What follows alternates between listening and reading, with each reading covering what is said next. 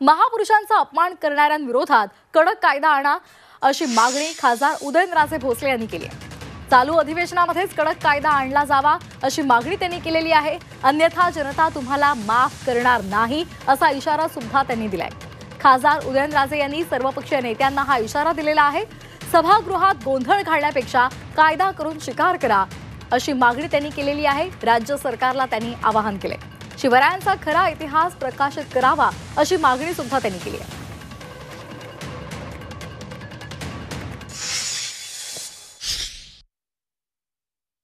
एकत्रित येऊन ह्याच अधिवेशनात कायदा पारित केला पाहिजे। जर तुमचं खरंच तुम्ही सर्व लोक म्हणजे जनता किंवा जनार्दन लोकशाहीतले जे राजे ते तर मानतातच, पण तुम्ही लोकप्रतिनिधी या नात्याने तर छत्रपती शिवाजी महाराजांना आता तुम्ही बोलता माईक घेऊन आमचे दैवत आहे, आधारस्तंभ आणि त्यांच्या आदर्श घेऊन काम करताय ना, तर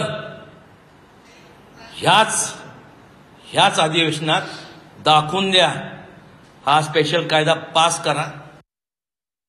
शोर आता बंद करा, आता शिकार करा हा कायदा पारित करून। नाहीतर लोक उद्या तुम्हाला कोणी पण असू दे, हा जर कायदा पारित झाला नाही तर महाराष्ट्रातले लोक तुम्हाला जनता माफ करणार नाही। या ठिकाणी आवर्जून मला सांगावंसं वाटतं, कारण की अनेक लोकांचे मन दुखवले गेलेत।